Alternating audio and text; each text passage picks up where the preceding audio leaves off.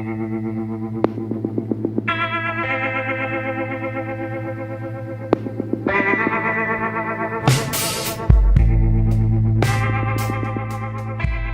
right, welcome guys to the eighth episode of the Bangla Cricket Podcast.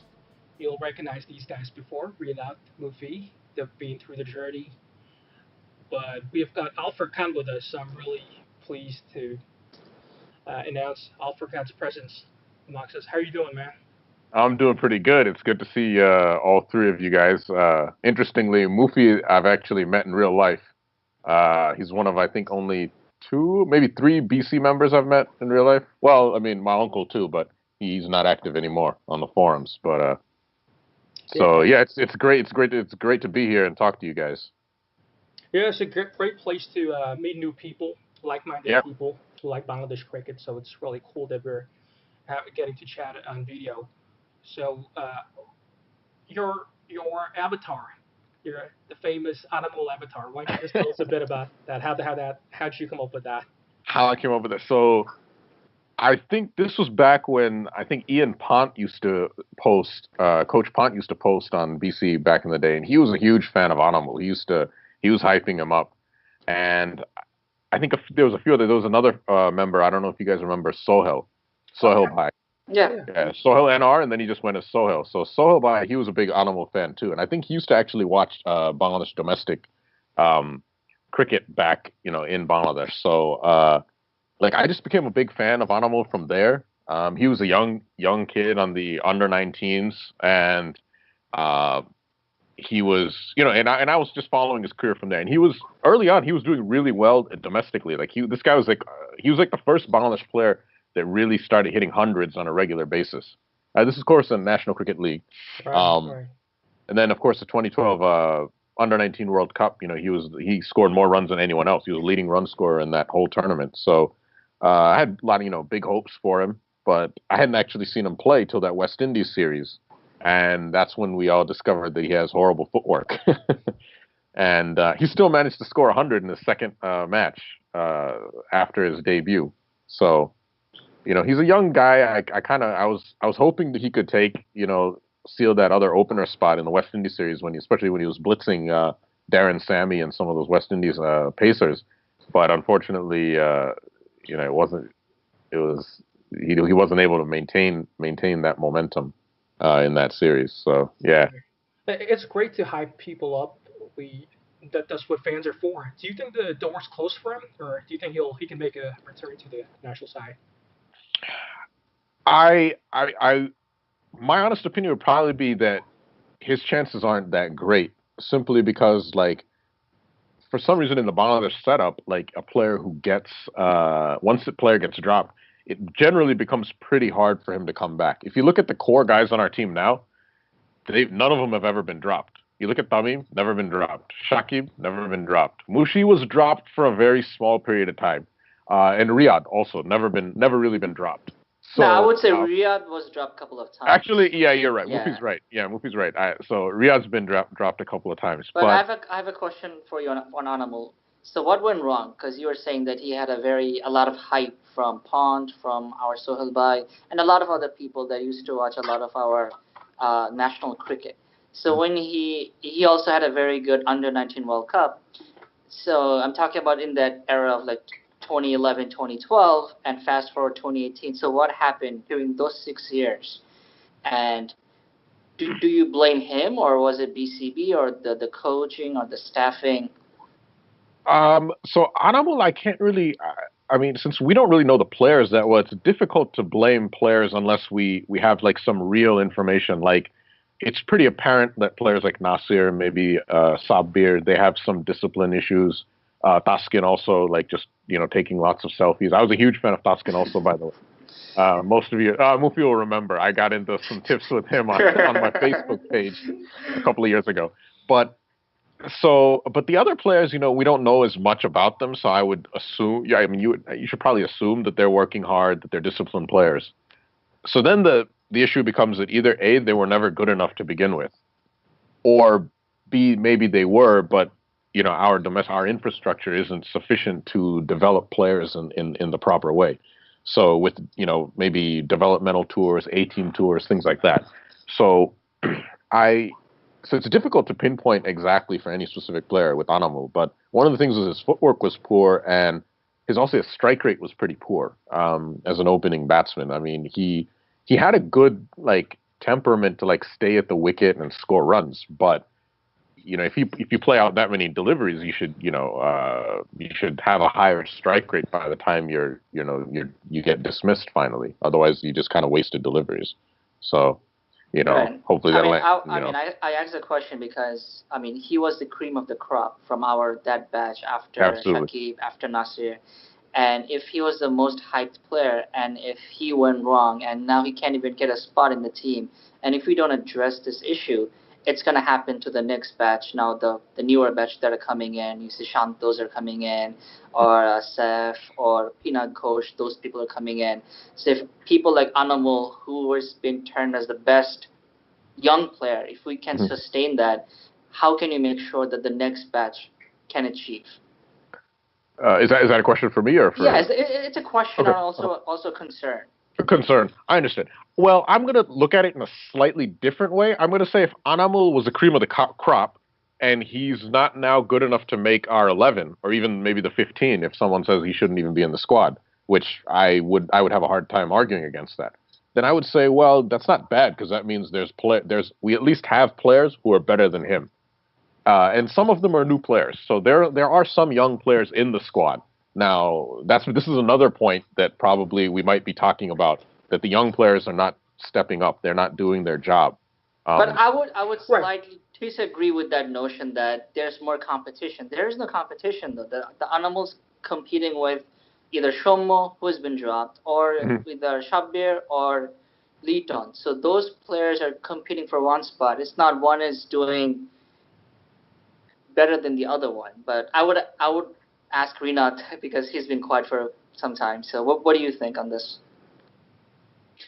I don't know. I feel like when Anamu came through, compared to then, our coaching setup, our facilities, things have improved maybe a little bit. So I hope that Anamu's career path does not get replicated by guys like Liton or Mominul or whatnot. I kind of see it happening with Mominul already. That he was really really hyped when he started playing tests. I mean, his records were speaking for themselves, but ever since then he's going on a downward spiral. But I think compared to Animal, the new guys they have play they do play more cricket now, so I think that should play as a positive for their part. For Anamul, I think he does have a little bit of himself to blame because he did get a lot of chances.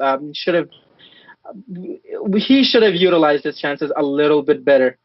But again, it's like Furqaan said that can't really make assumptions about their behaviors or their work ethic and whatnot because we don't have the data.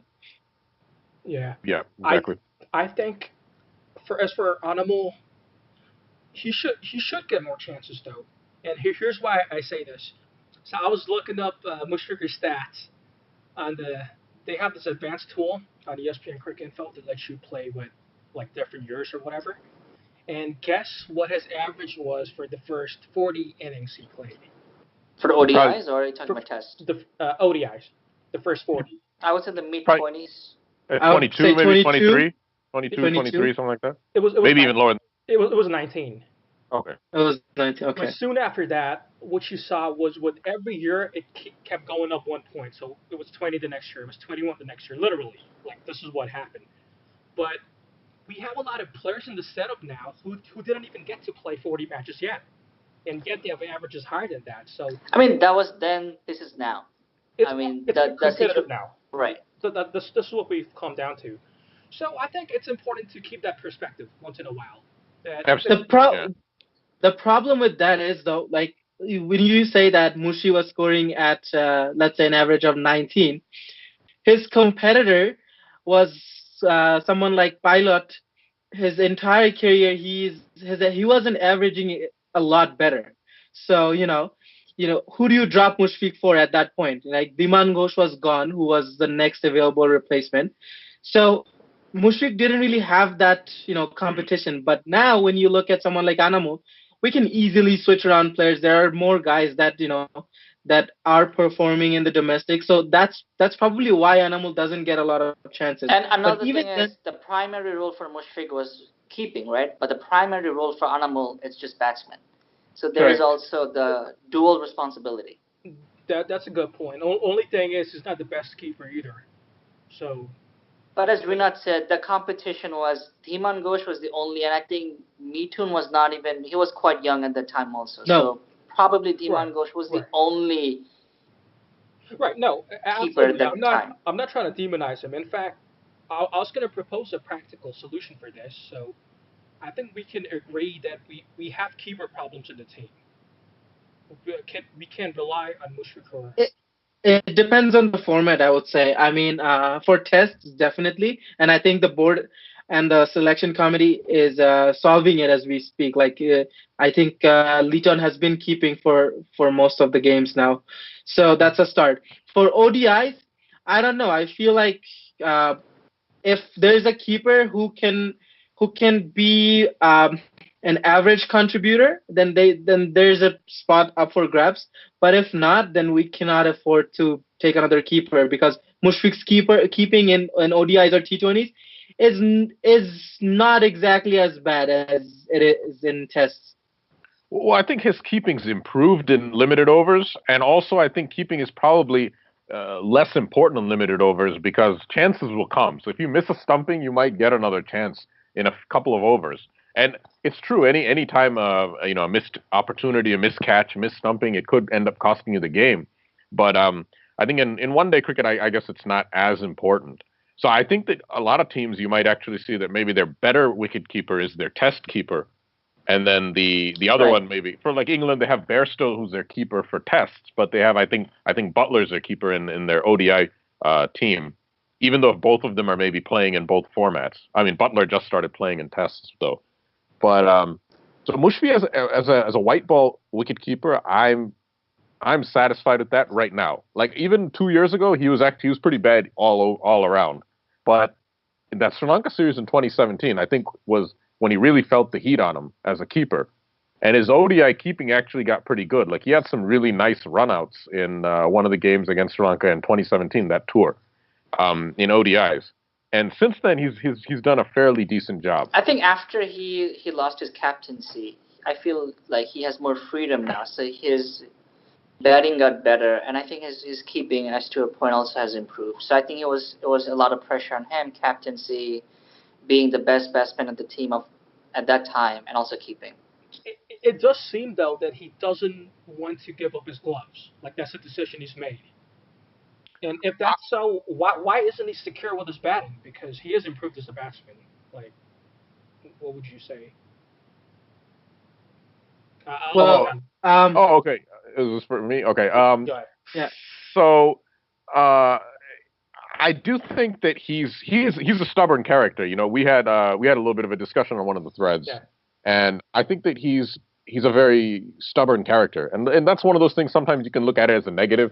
You can look some people can look at it as a positive.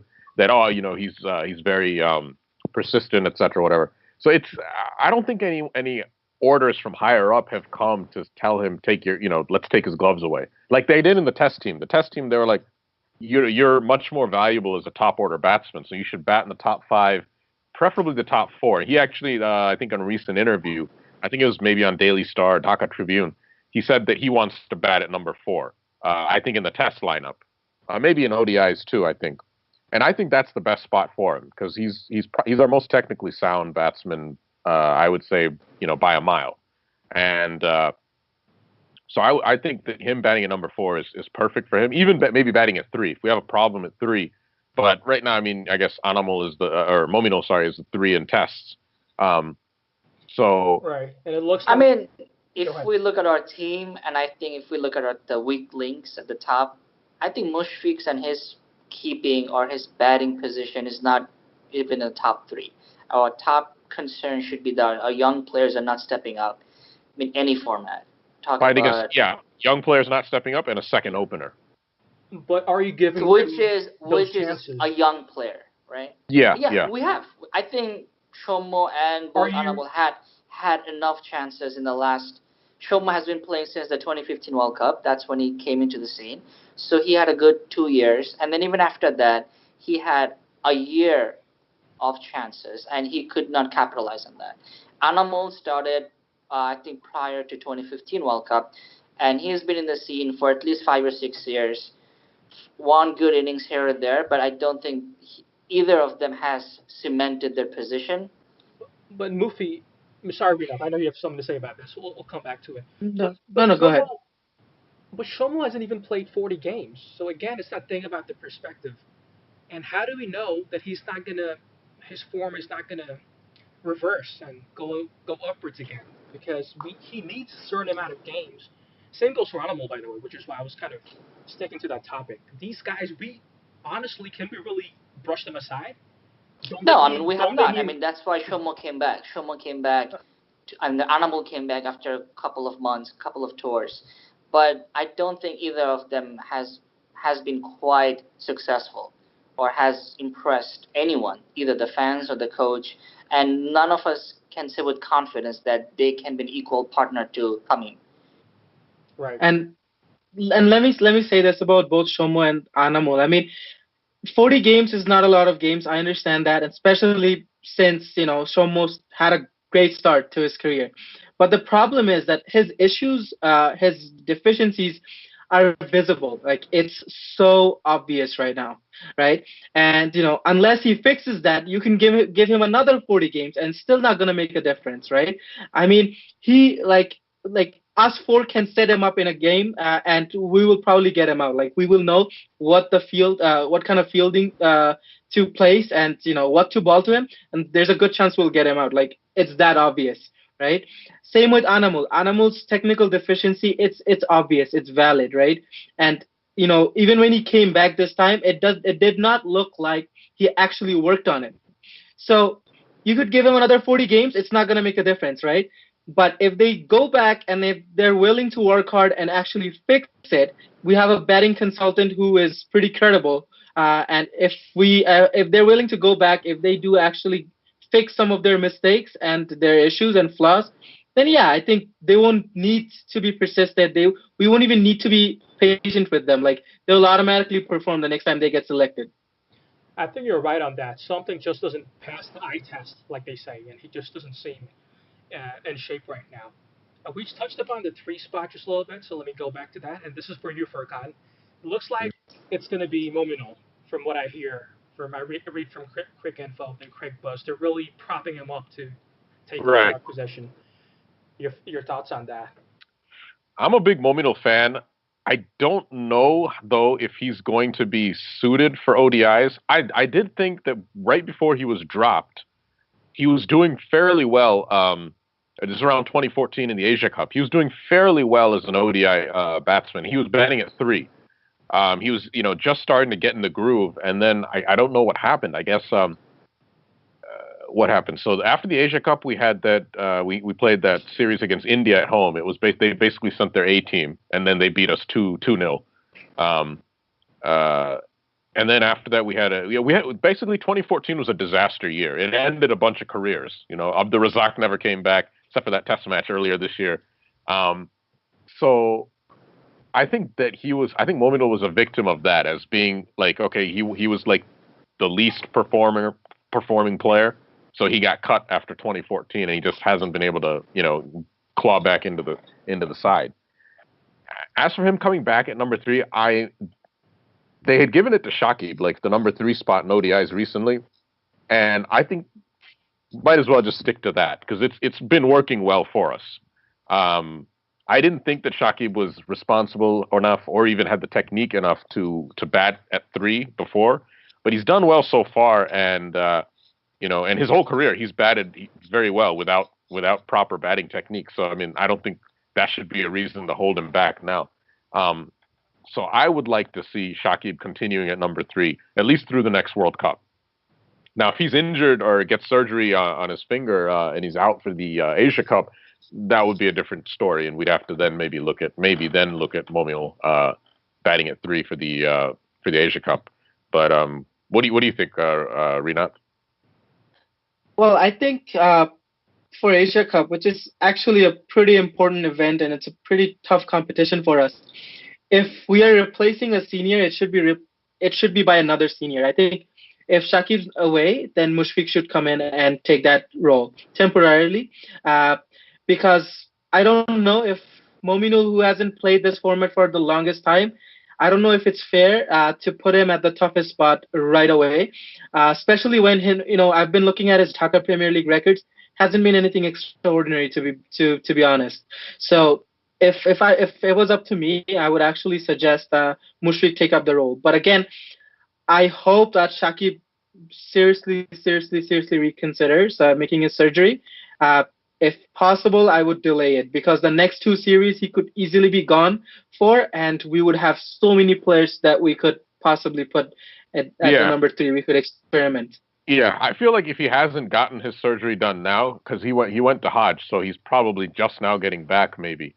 So he obviously hasn't had his surgery yet, and training camp for the next year for the Asia Cup starts on Monday, and they're expecting him to be there.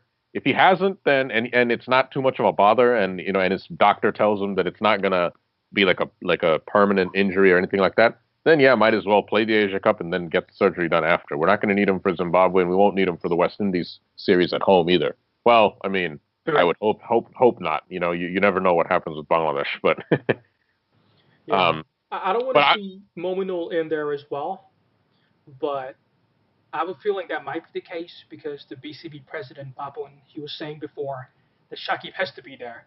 But now, in his latest statements, you see him backing off, and he's saying it's up to Shakib.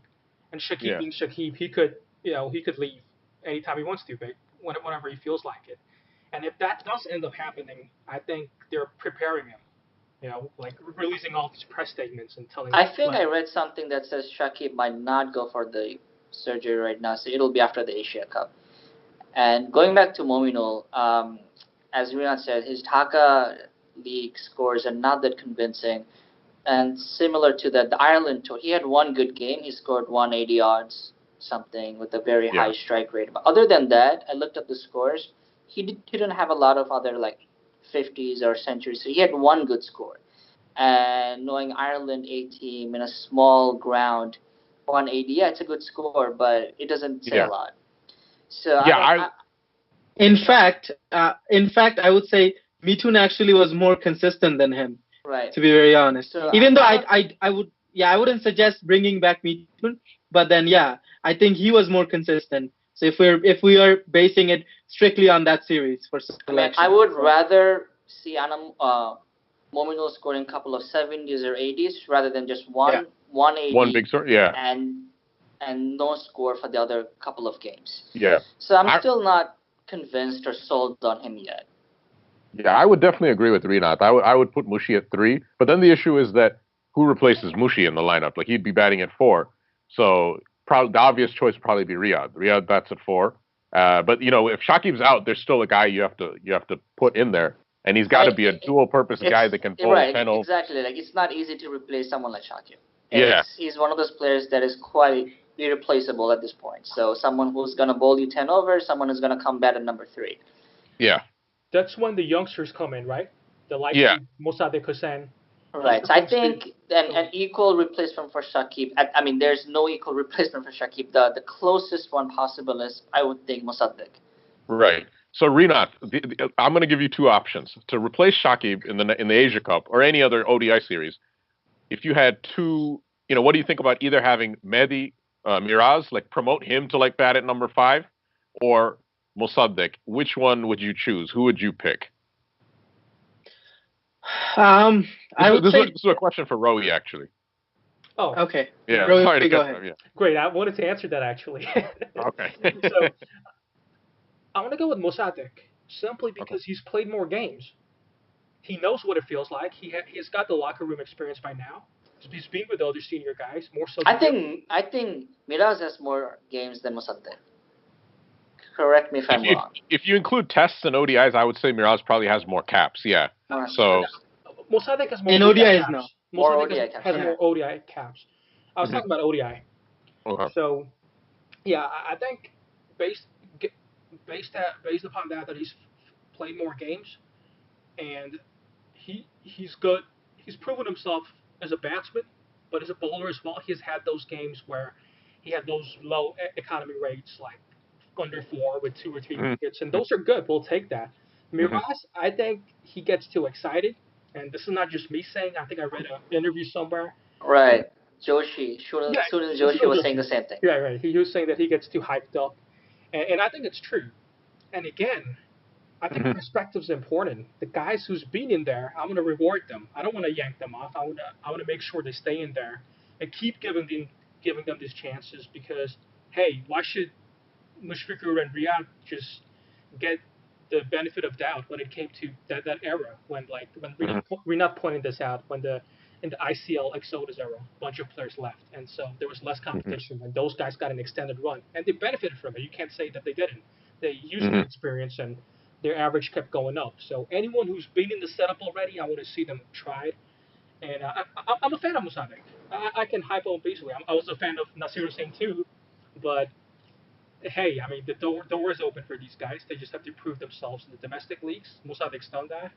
I think he'll get the nod ahead of Miraz. But Mufi, if you want to make your case with Miraz, you go ahead. No, I mean I would say the same thing Mosaddeq because I would think Miraz is the bowler equivalent of Shakib. Mosaddeq is the batting equivalent of Shakib.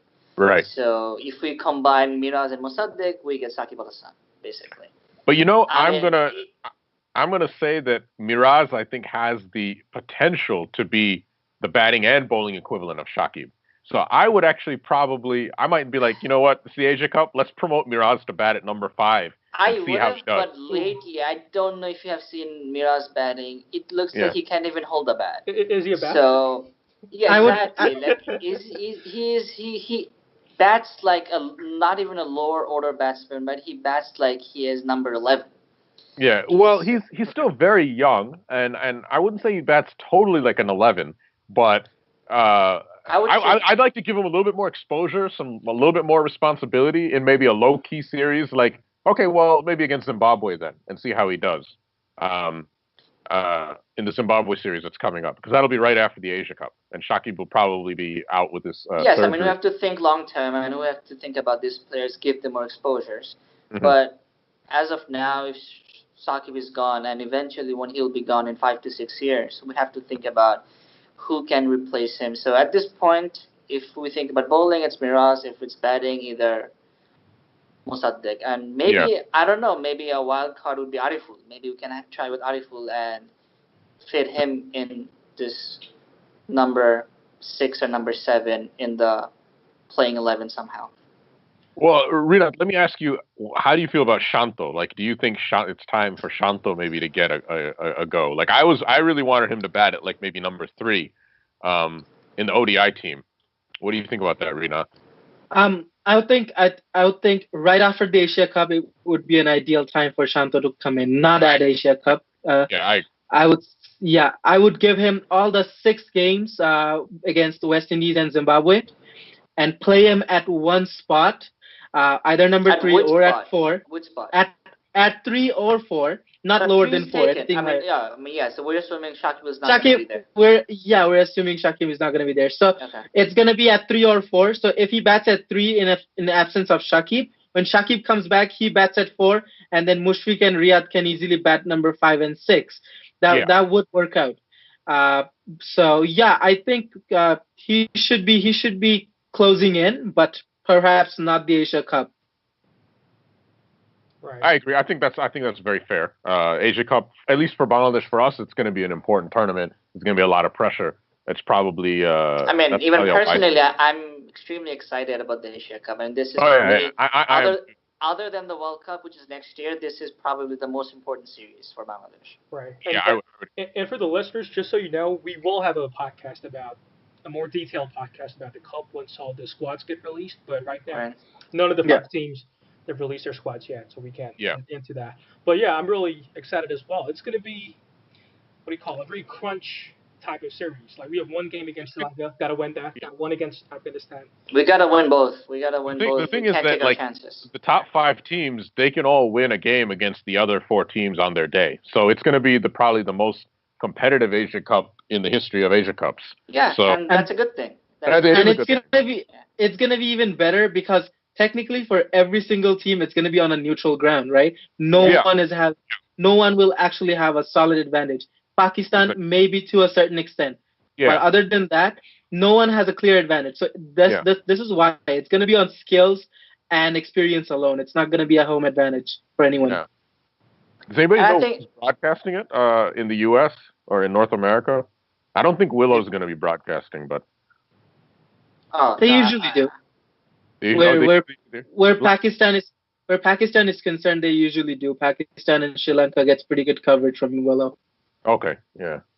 I mean, Willow covers all the teams now, but the last Asia Cup, I think I had to get like Sling TV or something, Yup TV, that's what it was. Yup TV, right? Yeah, which was actually not bad, but anyways, that was going off topic a bit. No, but by all means, it's very important. Links are pretty important. Anyone visiting the forum will know. People ask for links all the time. Yeah. No, I think then we can talk about the ICL Exodus we're talking about, and this is a good transition to who, the ICL, the person that got unbanned, the Batman of Bangladesh cricket. Mohammad Ashraful, Mohammad Ashraful. Sir Ash. Sir Ash. So what do you think? First? I'll ask our guest, Furqaan. What do you think of? Does he have any? Is there any probability of us being lucky enough to see Ashraful in red and green? I'm gonna say no. I was the biggest fan of Ashraful up until his ban. I don't know if you guys remember. I don't know. Mufi probably remembers. I'm not sure how long Rinath and Rowie have been at BC, but I was a huge fan before, all the way up until that scandal in 2013. In fact, I was even hyping up the conspiracy that Ashraful, even after he confessed that he didn't actually fix matches, because why would you get him to fix matches? Like, this guy's going to be out any minute, would you really want him to be, okay, on the 15th over, you're going to score 6 runs exactly. He might not even be there at the 15th over. He's probably going to be out before. So, but no, I don't think that he's ever going to be able to come back. He's 34, 35, and in Bangla cricket years, that's like being 50. And I think it's, and I just don't think he's good enough. There was a time when we needed him. There was a time when his 25 average or whatever it was the second best on the team after, Habibullah Bashar in tests, and in ODIs, he was one of our preeminent players. Like, nobody on the team was averaging more than, I think Shahriar Nafees probably had the highest average at one point. And he was averaging 30 just because he was just scoring hundreds against Zimbabwe. Yeah, exactly, exactly. He just got hundreds against Zimbabwe. So there was a time when Ashraful, he had a place in the side, he had a role to play, and we saw that by 2008-9, he started becoming irrelevant because Tamim, Shakib, Mushi were starting to become better players. Right. And I think before Shakib, Tamim, Mushi came in, it was all about Ashraful and Aftab Ahmed. So yes, we had all our hopes on those two guys. And I was a huge fan of both of those guys. And flamboyant players, very good striker of the ball. Exactly. They were very different from the likes of Habibul Bashar or Javed Omar and all those players. Yeah. I'm still always going to remember that 6 from Aftab Ahmed against Jason. Yeah, I don't think anyone on the fan will forget it. Yeah, because I think that was the one that I think leveled the scores. And we only needed 1 run from the remaining 5 balls. And I was just like, oh, my God, we can't lose this game because the scores are tied. I mean, you have to give them some credit, that fearless attitude that now it's a common theme of our team. It was initially brought up by Ashraful and Aftab. I mean, more on Ashraful, less on Aftab. But they were the original, the pioneer. I mean, exactly. I'll get a lot of flack saying those things. Maybe Rinath he's not going to agree with me because he's not a fan of Ashraful. No. But you have to give him credit, man. I mean, he was that player. I am totally a fan of Ashraful.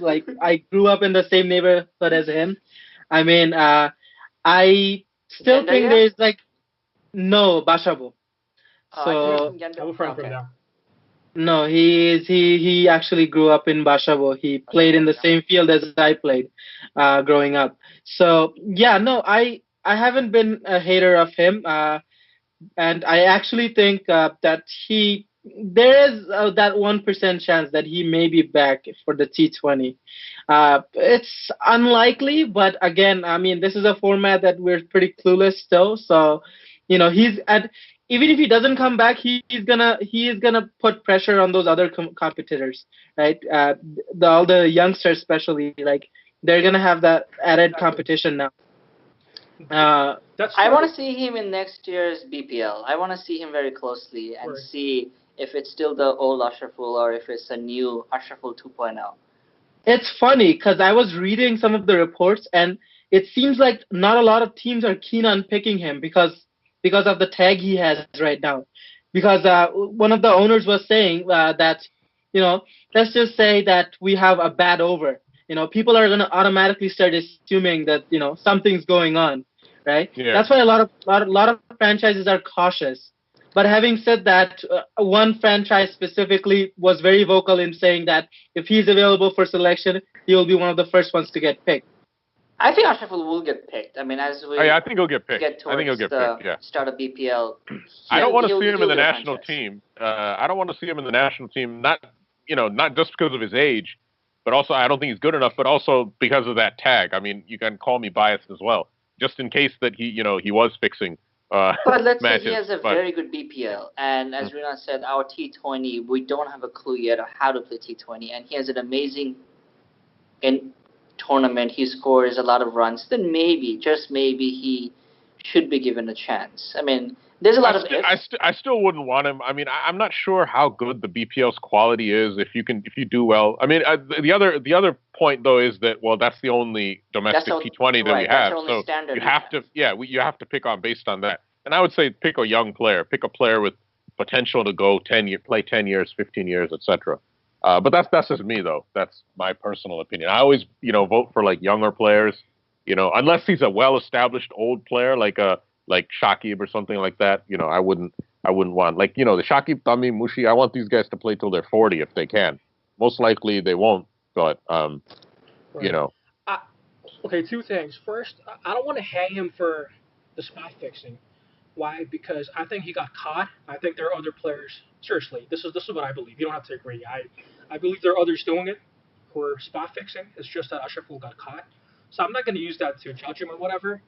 But yeah, like all of you guys said, I think he doesn't have the same reflexes. He won't have it if he plays. But what I do like is his self-belief. If you've read any of the articles, like this is a guy who thinks he's going to come back and play for the national team. So that's what in fact, he's in England right now. He's playing. He's actually training very hard. Yeah, he's playing some small leagues in England. His work ethic was always pretty good. Like we have a lot of players who you can say their work ethic is not that great, but his work ethic was always pretty good. Mohammad Ashraful, he was whatever failures he had. I don't think it was because he didn't train hard enough. I think he just lacked a good cricketing brain. I think, and also the lack of the BCB could not manage the expectation from him. He came in at 17-year-old, scored a century against Sri Lanka in Colombo. Yeah, against Murali and Vas. Against Murali and Vas, and there was a lot of pressure, a lot of expectation on his young shoulders. Yeah, and that's unfortunate. And I think the other unfortunate thing with him probably was that I think he just struggled with temperament, and his shot selection was just poor. He just didn't know which balls to hit. But the days that he got it going, I mean, he was a phenomenon to watch, and it was always enjoyable to watch him bat when he was in flow. Yeah. So going back to I'll ask Al Furqaan the question because you're saying you're very hyped up the young players. You're all about giving them chances. So who would be your top 3 young player that you're most looking forward to? That's a very good question. Right at the top of the list would definitely be Mosaddeq. Huge fan of him. But I want to see him in the ODI team. If he plays, I'd like to see him in the top order. But the top order is packed. Because I'm not sure if he can be the big hitter. Yeah, so I think we spoke about this in the past, that he's not a number 6, number 7 sort of batsman. So I'm not really sure if that's a position that suits him in the ODI team. So I'm not really sure. But in the Test team, I definitely want to see him, and I want to see him replacing Riyadh because I just don't think Riyadh's good enough. I mean, his average is now under 30. He has 1 century in his career, and to me, Bangladesh has moved beyond that point where. an average of 29 means you're good enough to bat in the top order. Right. So let's give a younger player a chance, see what he's got. If he's worse, then bring Riyadh back or bring the next young guy. So Mossadegh is definitely my number one. Number two would probably be Shanto. I know he didn't have a very good tour of Ireland, but I think he's been scoring runs everywhere else, and he's got a good strike rate and all that. I would like to see him again in the ODI. I'd like to see him in the ODI team. The Test team doesn't have room for him. But again, it's like he probably would do well as a top order batsman, but the top order is packed unless Shakib or Mushi or someone is out with an injury. So, but I'd like to see him definitely in the plan, like in the think tank's plans for the next World Cup. The third young player, I would have to go with a fast bowler, and I think that we have a couple of promising fast bowlers coming up. Shariful Islam, obviously, the guy's tall. I don't know what his pace is like. He looks like he's probably like a fast medium bowler, maybe both. You were all about tall and speed. Exactly. Those are the only two criteria for Furqaan. Because those are the two things you can't coach. Those are the two things that you're not going to be like. If you're fast, you're fast, and if you're tall, you're tall. You can't coach a guy to grow. You can't coach a guy to be faster. Everything else you can get with some coaching, with some training. If the guy has discipline, which Shahadat obviously didn't have. Yeah, Shahadat was tall. Shahadat had some pace. He had good pace when he started. He did have good pace. He was about in the 140 range. But his discipline was poor, and he at the end of the day, he just wasn't good enough. He had all the raw ingredients, but just wasn't good enough. Same thing with Taskin. It was almost like a Shahadat like 2.0, like the same thing repeating. So I like Shariful. I like Yasser Arafat or Yasin Arafat. I don't know what his first name is because I've seen both. But Mishu from he's a kid from Noakhali, and he's 19. He's he took a list A record for Bangladesh. He took 8 for 40, I think, in a list A match in the last DPL season. And I was very disappointed to see that he didn't make the A team for the Ireland tour, although he was a standby for the West Indies series. For the national team, and then he doesn't even make it to the A team. I didn't really understand the logic of that. So I would say Shariful, Mishu, and so those would be like the young. There's another players. guy called like Ibadat Hussain. Ibadat, he's a pace. He's not that young. He's like 24. But he's a rookie player. He's uncapped. But I think he's only like a red ball bowler. I think he would only be good in the longer version. But he's played in a few A-team games, but he wasn't picked for the Ireland. He wasn't picked for the Ireland tour. But apparently, I think he's in the Bangladesh Air Force. So apparently, I guess he doesn't get off to play cricket that much. That's what I've heard. That's some deep knowledge, Furqaan. You're bringing out all the. Well, I mean, I know about Ibadat. I got to give a shout out because he's from the same district I'm from. He's a Molvi Bazaar lad. So. I gotta, give a shout out to my Sylheti Fua there. Representing. Represent, man. Me and Ajfar holding it down. There are a lot of other Sylhetis in BC, and they all love the UK guy. The UK guys are all probably, What's his name? Alok Kapali, anyone?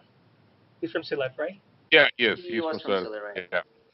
He was a good player, and I was never a fan of his until he hit that 100 against India in the Asia Cup, and I was like, this guy can bat. Because at that time, we didn't have that many great batsmen, and I was a fan, but then he left. He was a strong player. Like, he could clear the boundaries. He had very strong muscle power, like what we lack. He hit the first century in ICL, if I remember.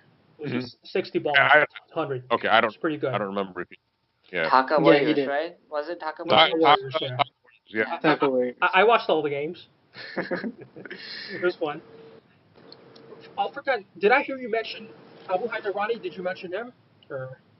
He's already made the squad, and I think he's like he's pretty solidly in the T20 side, I think. I would like to see him in the ODI side. I think he can offer. I think he can hit big at the because none of our bowlers can bat.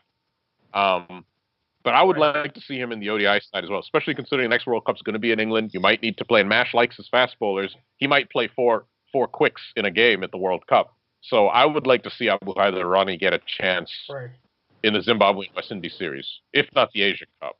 Yeah, Mash is doing an incredible job, but given that he's so old, I like to do this thought experiment where I imagine the team without him, if it ever comes down to that, and it might in the future. So if that happens, who do you see? Where are we going to get our bowling leadership from? Who do you think is going to be the leader in the pace department? Who's going to? Rubel Hussain. Oh yeah, why do you say that? He has the most experience. So I'm just saying because out of all the bowlers, Fizz is still very young. True. And Fizz is going like in and out of the team multiple times. So it's not going to be easy to replace Mash. That leadership that you're talking about, it's going to be a vacuum. Yeah, that leadership. In fact, for the ODI team, I think the leadership should actually go to Riyadh. This might be controversial, but Shakib, I don't know how good he is as a leader. He's an excellent player. He's our best all-around player. But I don't know if I would entrust him to be a captain of our cricket team. I think that, in the test team, we probably don't have another option. I would actually like to try Tamim because he's a lot more mature than he was a few years ago. But Shakib, I think he hasn't matured. I don't think. His game is great, but he hasn't really matured. I would like to see Mahmudullah become the captain of the limited overside after Mashrafi. I would actually like to see if Mashrafi can make it to the 2023 World Cup. But if that's not possible, I'd like to see Riyadh. Yeah. But Furqaan, but none of these guys can give any suggestions or tips to the fast bowlers because they don't bowl or they do spin bowling. So when Mash is gone, who's going to be that person that's going to keep things together? Because we've seen how bad it can be when Mash is not there, with all the discipline goes out the window. Well, as Mufi said, Rubio would be the first answer just because he's got the most experience. But that doesn't, experience and wisdom don't always go hand in hand. So could it be the Fizz? And it'll be another year. Fizz will be 24. That's not super young. And Mustafiz will be pretty experienced. He's got over 50 international caps. He should have definitely by that time. So can he take over? And then Bamufi also mentioned he's often in and out with injuries. And also that's going to be a problem. His personality also, I don't see Mustafiz as a person that's who can rally his troops around. He's not a much fit type. He's not an alpha. Fizz is not alpha. He's a really good number two, though. Person. Yeah, he's an introverted person. Yeah, he's quiet, keeps to himself. He's like his personality and Momino's personality. They're very similar, quiet, kind of unassuming characters. They have this typical Bangladeshi personality. Yeah. Typical average Bangladeshi. That's other than Shakib does not have the personality, and this is what I've always said. Tamim doesn't. Tamim doesn't either, but Tamim also gets bogged down by pressure. So Shakib, pressure doesn't really bother him. In fact, pressure brings out the best in Shakib. Brings out the best in it. So I think that has been his recipe for success, that he thinks that I can compete with the rest of the world, with anyone from India or Pakistan, from Sri Lanka. I'm as good as those people. And I think that confidence has made him such a great batsman and bowler all-rounder. Well, if you look at the big three, if you could say big four, if you throw Riyadh in there as well, I think that the big three all have a lot of confidence. You have Tamim, who's confident. You guys all probably remember how I used to always go after Zahir Khan. And, as a young kid, as a teenager, that was something. Yeah, that's how he started out. And, Shakib, obviously, Mufi just mentioned. And then Mushfiq also, I think he does really well under pressure, as long as it's not the last over of the game. And it's not the T20, and we're yeah. chasing and there's some part-time bowler, well, I guess Hardik Pandya is not a part-time bowler anymore, but at that time he was an unknown bowler. We're like, how the hell? Low full toss. yeah. As long as it's not a low full toss, Well, we'll talk about the other sides. Trust me. Once we get closer to the Asia Cup, Riyadh, do you want to come in on this whole leadership thing with the bowlers who you feel could step in once Mash is gone? Well, I don't know. If you look at the South Africa side right now, Rabada is exactly around the same age as Fizz right now, and he's already taking charge. And he's not really, you don't see him, going up to every seamer and then trying to give them advice. And, you don't really need to do that. If everyone knows what their role is in the team, if Rubel knows his role, if Fizz knows what's his role, if the third seamer, whoever it is, they know their role, you don't really need someone. The whole reason why Mash had to do that, because everyone else was basically, they were an idiot. right? And they just need to step out of that. You can't be babysitting anyone in the national team. Everyone needs to know what their role is, right? In terms of being the most successful, I think Fizz, despite having lost a lot of his mojo, if I say it, he's still gonna be like your highest wicket taker. He's probably gonna take those crucial wickets at those crucial moments. You just need those other seamers to tidy up and create those pressures so that Fizz can come and do his job. That's all that's required. What you're saying Yeah. is exactly right. It's And the fact that you said Fizz has lost a lot of his mojo, it happens to everyone. It's not unique Yeah. to Fizz Oh, yeah. because the first season that he had was quite extraordinary. Like he was averaging at 13 or 14, Yeah. and which is not sustainable. Like even Wasim Akramani's best was doing in the teens or in the upper 20s. So Yeah. no one can, as long as he can still be an averaging around 25 and has a good economy rate. I think he is still by far the best seamer that we have in our team. And I would say if he can average 25 and economy rate under 5 or at around 5, he'll be Mhm. one of the best seamers in the world. Because look at what Rabada's averages. Rabada averages about 27 or 28, economy rate of around 5, maybe a little bit over 5. And Fizz still has better averages than Hassan Ali, Bumrah, Stark. I mean, obviously that average is going to go up a little bit as he keeps playing. But, And we can compare Fizz with Rabada. Rabada, they come from a very good fast bowling culture. So Yeah. and they also play on the wickets that Yeah. favors a lot of fast bowling, right? Yeah. So we have seen Rabada struggling in Sri Lanka. I mean, South Africa were not very good at the Sri Lanka tour. right. No, not at all. They won. Go ahead. No, I'll say that. No, because I mean, I think they lost the last two T20s, and the Test series was also very, very poor for South Africa. So that's why, and they come from a culture. They have bowlers like Sean Pollock, Alan Donald, then Stain, then Morny Morkel, and then Yeah. he's coming in. So it's a culture that breeds that. So when you see our Indian players, our Sri Lankan or Bangladeshi players, they're very wristy batsmen.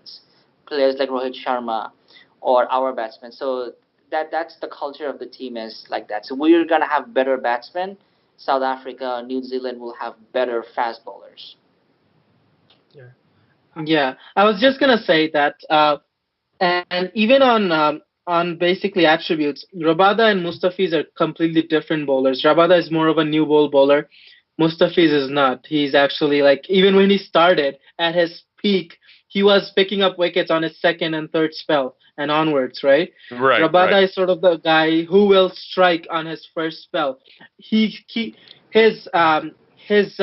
effectiveness goes down on each spell. But Mustafiz is the complete opposite, right? But even then, I think Mustafiz has managed to do pretty well. And if he stays away from injury, I think he will keep getting better. I think Rabad is a classical fast bowler. Exactly. He hits the Yeah. deck hard. He's a tall bowler.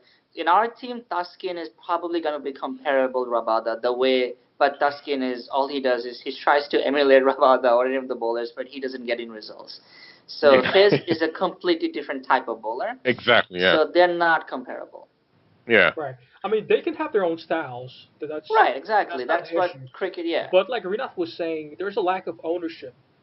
I don't think we're there yet as a culture or culturally in the team. You need to ultimately, at the end of the day, take ownership. That I'm going to be the spearhead. It's up to me. Team's down. Wickets aren't falling. Mhm. I'm gonna get one.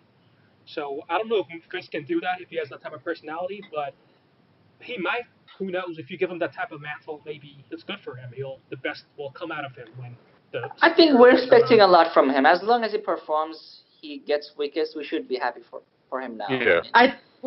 I think Fitz does take a lot of responsibility even now. Like when he's bowling, he actually takes it upon himself to take wickets and to create pressure. He does that already. He does not act like he is the third seamer. He bowls like he comes in. He plans it like he is the first seamer when he's bowling. He knows his that's role. quite Yeah. incredible. Yeah, exactly. Right. Yeah. He doesn't try to do what he's not. He knows his limitations. Yeah. He knows what his expertise is. Right. Yeah. He's a thinking bowler. He's a very smart bowler. possibly Exactly. the smartest fast bowler that we've seen from Bangladesh because Right. like even like his initial season he didn't bowl. I didn't even think he knew how to bowl a bouncer, and I was like he's probably not built but he's now his short ball in the West Indies series.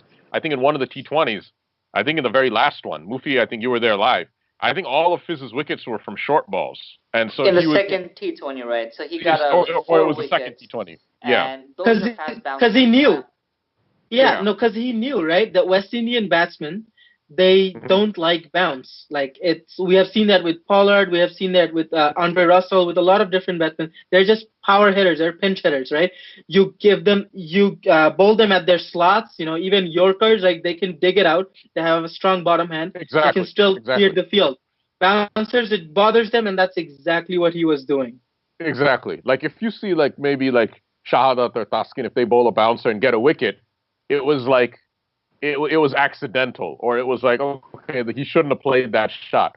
But Fizz, you could tell he knew what he was doing. He was bowling the short ball, maybe putting some spin on it to maybe get it to bounce a little more or something. But it was part of a plan, and that's the thing with Fizz. And the other thing, Fizz gets that. He has a tennis ball bounce, they call it.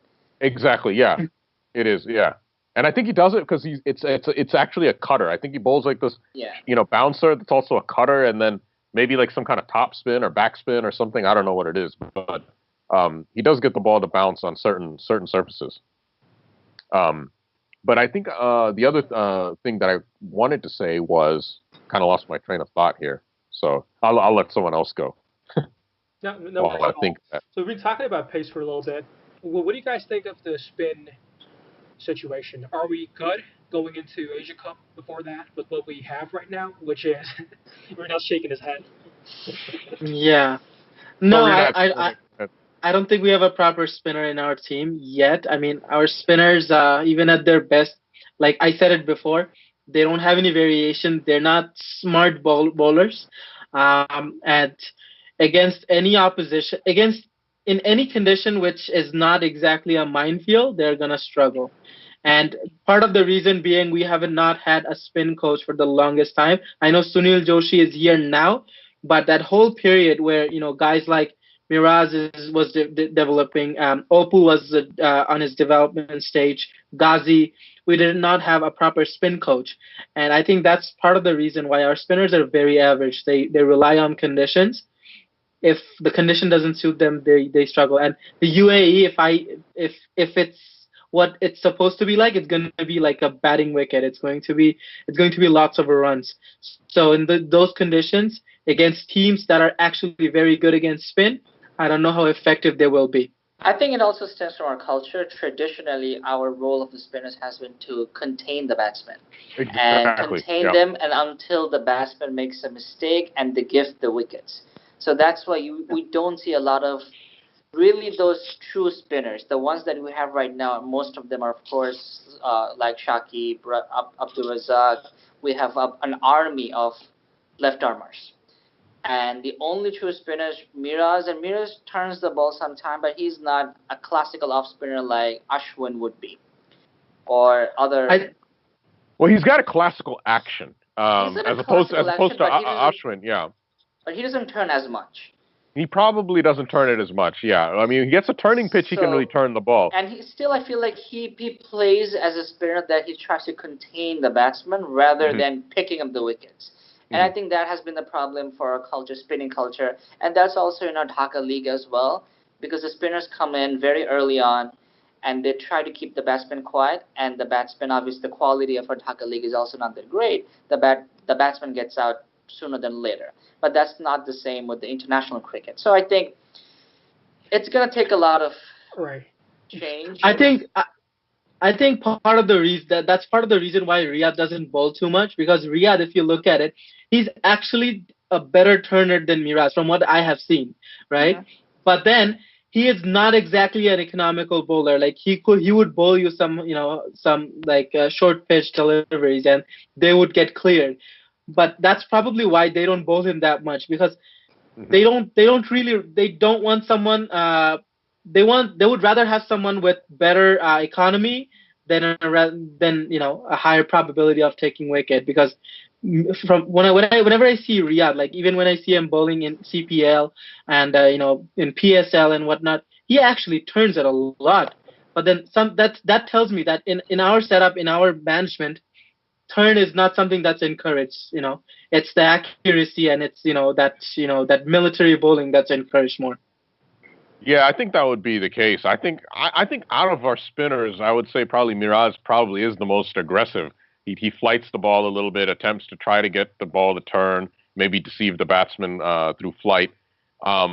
But yeah, as Mufi was saying, our culture has been too heavily oriented towards left arm spinners, and what we really need, because this is how the game is now. In the last like 10 years, we've seen a revolution where every team now has a leg spinner and a good one. I mean, you can't just have like a Tanvir, just turning the arm over and say, well, we have a. He's a leg spinner. Is he? Okay. And now, yeah, I mean, I don't know why they don't realize that. Like, seriously, someone should sit down they should have sat down for the past 2 years and worked with Zubair, right? I don't understand why he was a lost cause so quickly. Like, seriously, if work ethic is the only reason why he got kicked out and not considered, that has to be the most ridiculous thing. Because, we come from a country where we don't have leg spinners. We found one. And then, for some stupid reason, he is ignored forever. Like, it's ridiculous, right? I think I read somewhere he pissed somebody off. I don't know who it was. I don't even know if that's true, but it seems like it because he just disappeared. Like, he doesn't get picked. He went from the national team, went from the test team, to now he's not even on a domestic side. Like, he doesn't get picked in a first-class side. He doesn't get picked in a BPL team. It's really he's really somewhat bizarre. back right now. I read somewhere that he is bowling the nets for the national team right now. Mashrafi or Mushfiq, one of them kind of brought him back into the scene, not as part of the camp. Yeah. So I did read something like that. Yeah. And I've seen him recently. I mean, I think his physique also. He has put on some weights. So yeah. No, I'll tell you why he was back. Because he was brought back before the Afghanistan series when our batsmen basically needed some practice against leggies. That's the whole reason. I don't think he's in anyone's plan, which is very unfortunate. And I think our old coach is partially to blame for that because, he abandoned him halfway and then went for Tanvir Haider. And that was just ridiculous. He was the one who brought Zubair into the lineup. Zubair, I think, had only played one first-class match, and then he made his test debut, and he did pretty well. I mean, granted, it was only against Zimbabwe, but he did pretty well. He had a really good googly. Zubair actually got Kohli out. Like, he played against India. He did. It was very and good. He got Kohli out with a googly. He got Kohli out for 14, I think, in that test. It was a googly. It was an inside edge onto the stumps. So, and it was disappointing to see that, for whatever reason, Hatu just kind of just abandoned him, from the plans. I don't know what happened there. It was really unfortunate. I would love to see Zubair come back because we need a leg spinner. Because if you look at keeping in mind for the World Cup coming up, every major team has a leg spinner. And some of the top teams, they have a very good one. Like the best leg spinners out right now is going to be probably Shadab Khan, maybe Rashid Khan. I think Rashid Khan is better than Shadab Khan. And probably. Yeah, Rashid Khan's he's pretty good. So you have these two spinners. I don't think Adil Rashid is that good, but he's okay. He's good enough. I want to say something here. For the same reason, I appreciate you value the skill set of a good spinner, a good leg spinner, but for the very same reason, I want a good wicket keeper, an excellent wicket keeper. Before I forget, Nurul Hassan, he didn't do too badly in the 2 ODI chances that he got in New Zealand. He got, it was 45 and 36, or something around that. Yeah. Can I convince you, Furqaan, to make a place for Nurul Hassan in the team, and so we can have a good wicket keeper, really good one, miles better than Mushfiq, and also invest in him enough where later on he becomes a great batsman. For the same reason you want a good leg spinner, I want all these skill sets in the team so we can be a really well-covered, well-balanced team. Exactly. I'm smiling because Rowie keeps asking me about a particular player, but I feel like he's picking all my favorite players and then asking me about them because Because he's asked, I think, about Mosaddeq. He asked about Ashraful. He asked about, Nurul is another player that I've been screaming about on the forums for him to be in a test team for a long, long time. Because he was rated, again, I don't have any first-hand knowledge because I think very few of us have actually watched like first-class domestic cricket in Bangladesh. The only domestic cricket we get to watch is the BPL, and I don't really watch it. And I mean, you can't really judge a player's skills from 2020 cricket, in my opinion. Especially not a wicket keeper, because I mean he's not keeping wicket that often. It's only 20 overs, and the pitches aren't turning, so it's like the ball's going straight. Like even I could collect most of those, so it's not like you're not going to get a whole lot from a 2020. But to get to Nurul, he's been rated as being the best keeper in the country, just purely on his wicket keeping skills. As a batsman, he's done quite well, 40 plus first class average. The one test match he played in New Zealand, and this is New Zealand conditions, he didn't do too badly. He scored 40 odd, I think, in one of the innings. I was pretty impressed with his technique batting. I was watching that test match very keenly because I'm a huge Nurul fan. The other thing is I think it's important for fast bowlers, obviously, to have height, but I would like to see a tall wicketkeeper, not like a 5'3" Mushfiq, because there's so many balls that go for 5 wides or 4 leg bys that Mushfiq can't stop. He attempts to stop it, maybe even reacts on time, but he doesn't have the reach to get it. Nurul's about 5'11". He's got 8 inches of height on Mushfiq, and then his arm's he's gonna have an extra 12 inches of reach that Mushfiq's not gonna have. So I'm a huge fan of Nurul being a wicketkeeper, especially, and I'm glad the management's made him the keeper in the test team. Limited overs, I'm not sure if there's room for him because Mushi's doing a pretty good job recently as a ODI keeper, as Rinat mentioned. And his batting, I don't know if it's going to be suited for the ODI team or not. And it's like, where would you put him in? Like we already have Liton, who's opening. He's a keeper. And Mushfiq's also a wicket keeper. And he's actually, I think, taking the gloves in the ODI team. So I don't think Nurul's really needed in the ODI or T20 team. I don't think he can hit big and well enough to be in the T20s. Although he did a very good job in that test match in the first test in Antigua, where we were 43 all out. He had a good half century in the second innings. But I'm a big Nurul fan. I hope he gets a very long run in the test team. So I don't know if anyone has any other opinions. Mufi, like your screen is kind of but we can't see your head. There we go. Now we're yeah.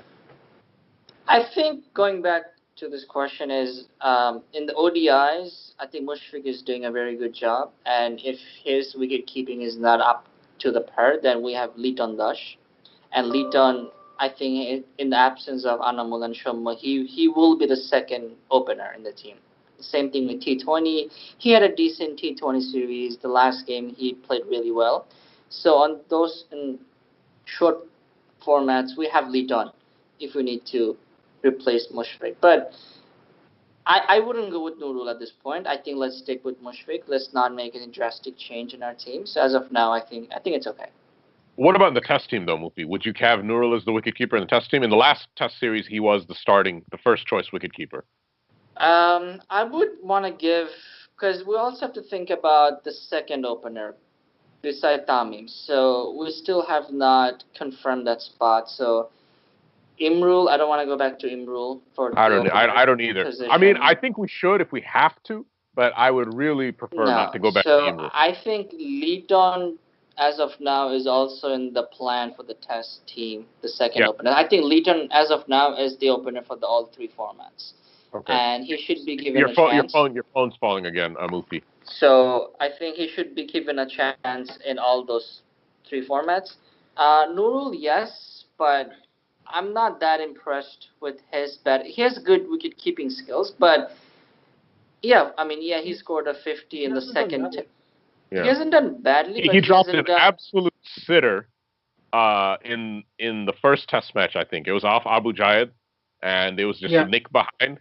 And I think that even Mushfiqur would have been able to catch that with both of his hands chopped off. Right. I mean, hasn't done bad enough. That's not an excuse. A very good to be catch in the the second test. He took a very good catch where he was running in and jumped. He had to run like about maybe 15 yards and dove. Well, maybe not 15 yards, but He took a very good catch in the second test, though.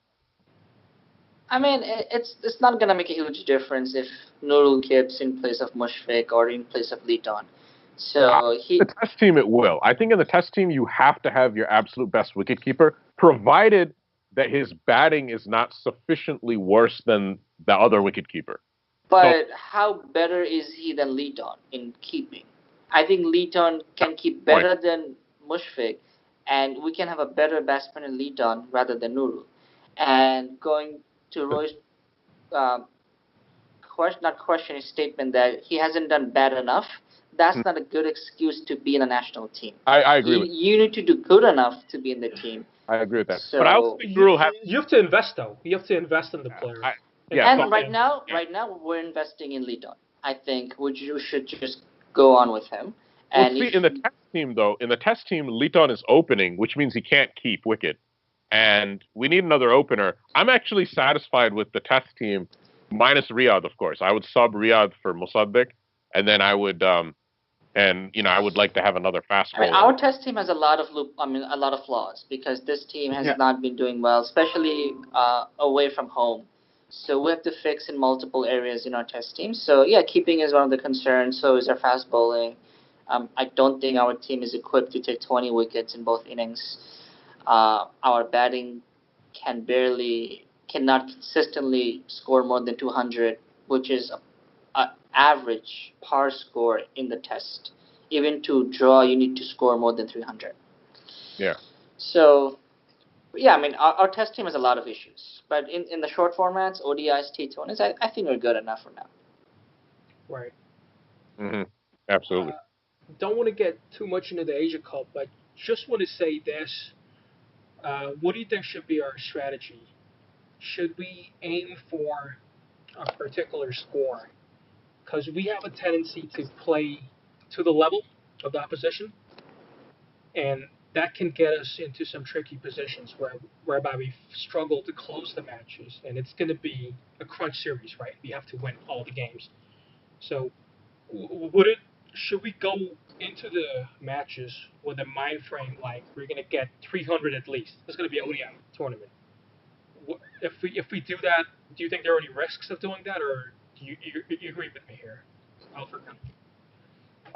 Okay, so I do agree with you. I do agree with you that we tend to kind of play to the opposition. When we're playing Zimbabwe, we seem to only score like 260 or something like that.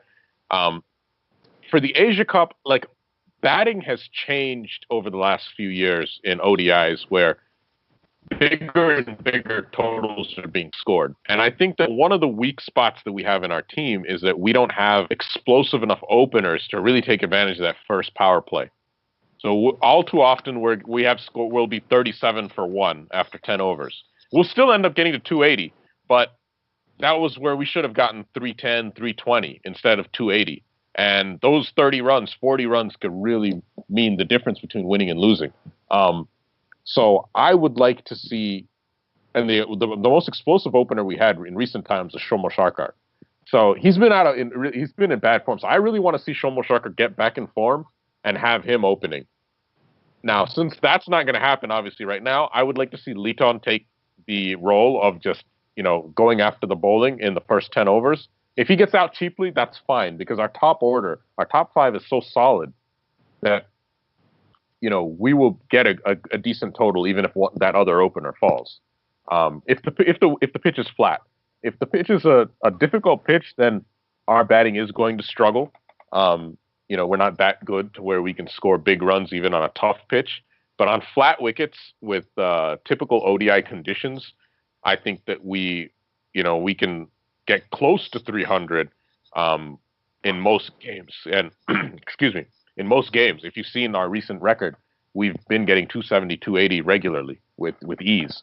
And then occasionally getting 300, 310, stuff like that. So we haven't heard from Rinath in a while, and he's smiling. So I think he's got something that he wants to get off his chest here. So Rinath, why don't you take over? And I think I agree with you guys. I mean, we have first 2 games. It's first one's one against Sri Lanka, one against Afghanistan. We need to judge who the opponent is. Afghanistan, you look at that team. Can that team really score 250 against our bowlers? I don't think so. So you need to they need to start cautious, and they need to make sure that up the order that we at least have a base for a decent score. Against Sri Lanka, I mean, their bowlers are not going to trouble us. So, you beat them by outscoring them. So, that game, that's a game where, everyone needs to start thinking that they need to score close to 350 to win that game. Because their batting attack is actually also pretty decent. So it's you go by the opposition, right? And I mean, I don't. That's true. Lejon shouldn't be going all crazy when he's facing Afghanistan, right? Because that they have a good bowling attack, and if we can't post something that's that's at least decent, we have a chance of losing the game. Yeah. So it's just by the opposition. I mean, they should start cautious against some teams. The other teams where they know that the batting attack is actually pretty strong, you'll have to take some chances. Right. Mufi, you want to come in? On which part? Oh. I think we have to take one game at a time. Like with Afghanistan, the approach should not be the same with the Sri Lanka, because Sri Lanka has more experience. Afghanistan still plays like Bangladesh of 10 years ago, that has a lot of promise, but does and quickly collapses. Right. You're not going to see that with Sri Lanka, especially now. Matthews is back, and John Dimal is in the mix as well. So they're very experienced players. They're not going to make rookie mistakes like Afghanistan. But Afghanistan is a more dangerous team than Sri Lanka, on the other hand. I agree with that, yeah. They come from a very good series in Ireland. They won, I think they played a couple of T20s, and they won all of them, and quite easily they won in Ireland, which is not an easy condition for an Asian team. Rashid Khan, Mujib were very effective. So, and they have some new batsmen. I don't know their names, but they are playing with very good strike rate. So they're more dangerous teams. So I think the fact is we have to, like the way we did against in the World Cup with Afghanistan, put them in some sort of trap, give them some sort of false sense of security, and make them, like, I don't think a player like Mohammad Shahzad should score a 50. Like, he is a slash and hacker sort of a batsman. Yeah. So I think we should. Don't worry, he won't. We have Mashrafi for that. Yeah. But so I think we should have different plans for Afghanistan and for Sri Lanka, and their spinners are good. Only Rashid, but the thing is, it's not the same. Like the T20, the way you approach T20, you have 4 overs from Rashid Khan, so you got to score some runs off it. But he's not the same bowler in ODIs, and he is not at all the same bowler in Tests. Like the only Test that Afghanistan played against India, Rashid Khan was not effective at all. So the longer the format gets, the less effective Rashid Khan becomes. So we have to understand that. Same thing with Mujib. And their seamers are decent. They're not anything like the West Indian seamers. So I think we should score 300 against Afghanistan. Just be cautious of Rashid Khan and Mujib. And we should. And they should not be able to score more than 250. Fizz, we have to understand, Fizz is now back. He was not in the Afghanistan T20s. So he should be able to take some crucial wickets. And I think Afghanistan ODI we will win. It's the Sri Lanka ODI that's making me a little cautious, careful, because they come from a good. They won the last 2 ODIs against South Africa, so they have a good momentum coming into it. And Haturi Singh is their coach, and Haturi knows our team in and out. That's a very good point. Anyone. That's a very good point. That's a point I think that a lot of people have forgotten. Honestly, I think that any of the teams in the Asia Cup, they can beat us. So we have to be very careful. Saying all that, my goal, I'll be disappointed if we don't make it to the final of the Asia Cup. So I would like to see us in the final. Winning it would be great, obviously, but getting to the final would be like, okay, we've at least done a good job. Exactly. And people have such high expectations about the World Cup. I mean, it's natural, but if you can't even make it to the finals of the Asia Cup, then But going to the final of the Asia Cup, meaning that you have to beat either India or Pakistan in the semi-final, basically. Yeah. Yeah, we've beaten them before. Well, there's India and Pakistan, I think we can, but we don't do well against India in those like qualifying or this might be controversial, but honestly, I think that we should be favorites against Afghanistan and Sri Lanka. Although, again, they can beat us. But I think we should be favorites against them. And I would honestly say against Pakistan, it should be 50-50. Whoever plays better cricket on the day will win. Mhm. India is the only team in the Asia Cup that is significantly better than us. And we can beat India them too. India should be aiming to win this cup. I mean, India is the favorite to win the cup. Yeah, I think they're the strong favorites to win. But we can beat them too. You know, I mean, and it's interesting because the fact is Pakistan is not going to the final. So it's either gonna be. So we're assuming India is going to the final. So it's either India, Sri Lanka, or India Bangladesh final. No. Pakistan has a very good chance of going to the final. There's no semi-final in the Asia Cup. It's going to be a group stage. You play 2 games, and then it's a Super 4. It's a Super 4 round. Super 4 round. So we have 3 games against. We have 3 games against. I thought it was in like an elimination game. No. There's no knockouts until the actual final of the Asia Cup. Okay. So that's it can be a Pakistan-India final. In fact, over on Pack Passion, they're all thinking it's going to be a Pakistan-India final. They're like, they're like, you know, they're like, oh, it's going to be, you know, or can we beat India in the final and stuff like that? And I'm like, yeah, you guys just, you know, keep thinking. Of course, it's Pack Passion. You might be surprised, you know, come the actual. See, this is where I come in with the score. I know for a fact that if you can get 300, if you bat first or if you chase, if we have that capability, then I back ourselves. But without that, I don't back ourselves. Against India, I don't think even 300 honestly, I think Afghanistan, like I remember Mufi was saying to get 300 against Afghanistan, with the bowling that they have, if they have their expected squad, I think it's going to be very difficult to get 300 against Afghanistan. It may be a struggle to get 260 against them because they have very good limited overs bowlers. But here's the other. We don't need to. We don't need to score 300 against them, right? Exactly. But it's a safe score. Like 230 is a defendable score against we should Afghanistan. not just go into the game thinking 260 is going to be enough. Because if Afghanistan has a good start, if like let's say like Shahzad or the other openers has a decent 5 or 6 overs or the first 10 overs even. Phone slipping again. Yeah, so if they have a first good 10 overs, then our bowlers are going to be so much under pressure. Rubel's going to bowl those half volleys, and then our spinners are going to be very erratic. And then so that's why I think we should aim for 300, and if we bat first, and anything less than that is not.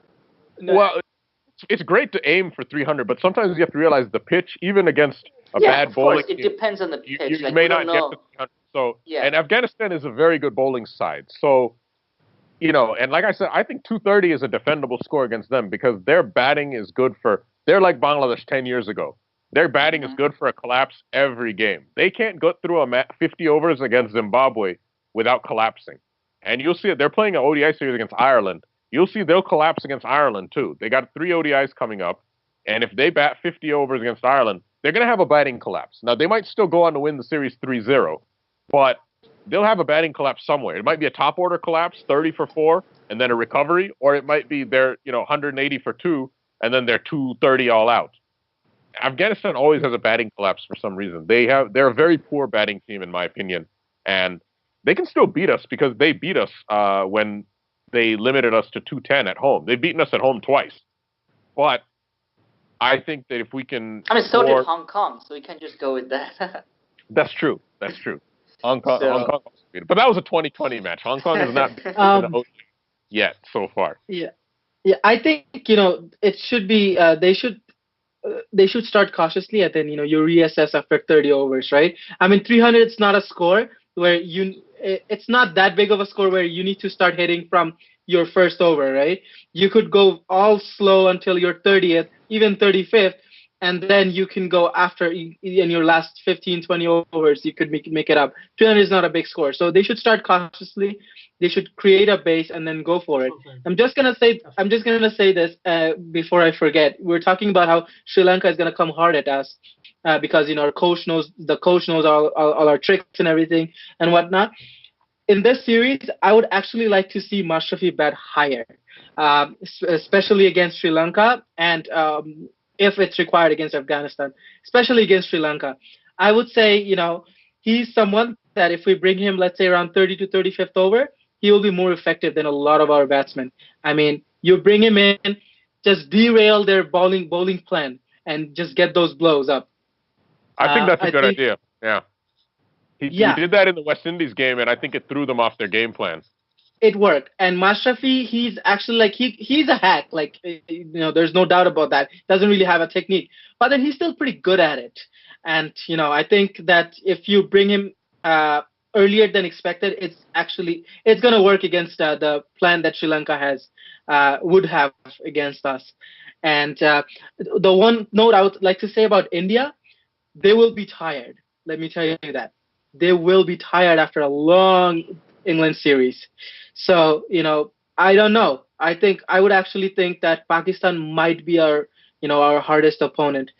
India, I have seen them. Like they will suffer from fatigue. I can see that. I can totally see that happening. But a lot of the Indian ODI team, like they're not playing in the Test team. So Kohli It's Kohli, Hardik Pandya.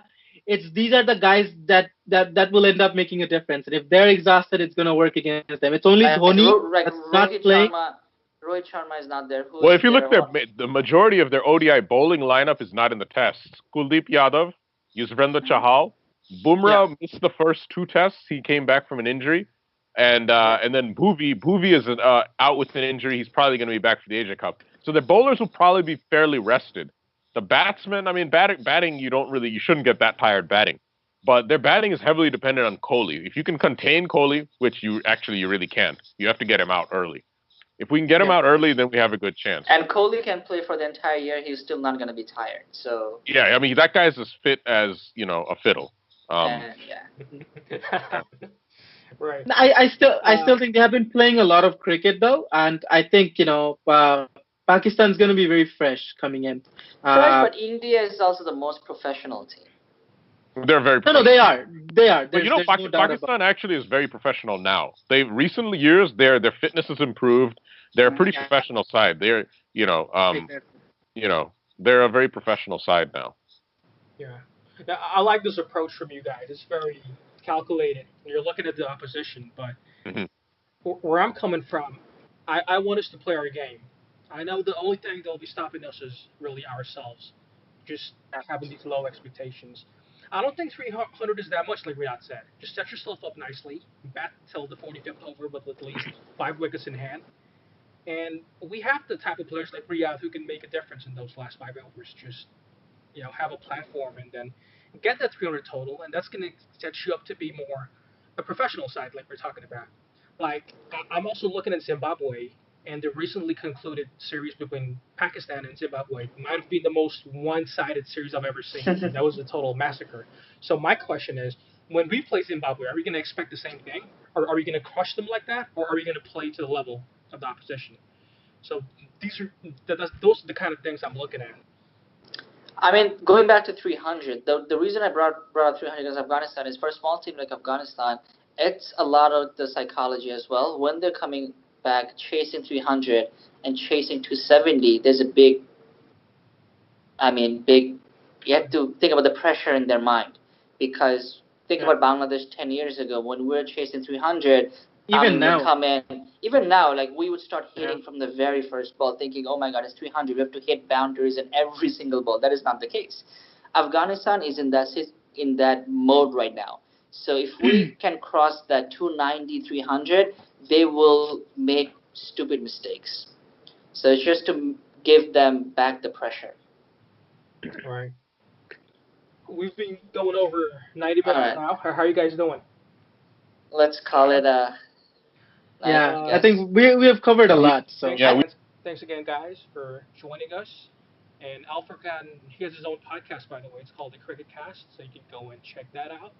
I think he's got 5 episodes so far, right? Yeah, I've got 5 episodes so far. I might do a 6th one tonight, but I'm not really sure. It's kind of late, but we'll see. I mean, I'm up real late anyways, so it's all good. So it'll be a lot of fun. This was a really good, it was a lot of fun. This is my first time being on here, and I've listened to you guys for most of your episodes so far. So it's a lot of fun, and it was a lot of fun being, on the show. So thank you so much for having me, and I hope that we can do this again soon. Sure. Definitely. We had a lot of fun as well. Yeah. All right, man. All right, man. Take care. Good Have a night. good Saturday Have a good night. Everybody enjoy And your Rohit, dawats. stop making those controversial threads in BC. It's not controversial. It's philosophy. BC forum. I log into that and then people are talking about 1 plus infinity, 1 minus infinity. I'm like, what the hell? Like, I don't know. That was to be fair. That was to be fair. But after like we lost BD Shardul and some other characters, now Rohi's taking up the philosophical mantle now. I was bored, and those were the thoughts at the time in my head. I just felt like coming out, sharing it with fellow BC members. Yeah. See what they say. You got to be careful about it because a lot of people take, religion and whatever like very seriously and Right. stop arguing. Okay. All right, man. All right, guys. I'm heading out. Yeah, I'll see you guys again. Hopefully. Okay. Hopefully. Have a good night, everybody, and Right. enjoy all your Thank you. dawats and stuff. Hope everybody had a good Eid. Yeah. All right. All right, Take man. care. Cool, man. Bye. Peace out, guys. Cool. Peace.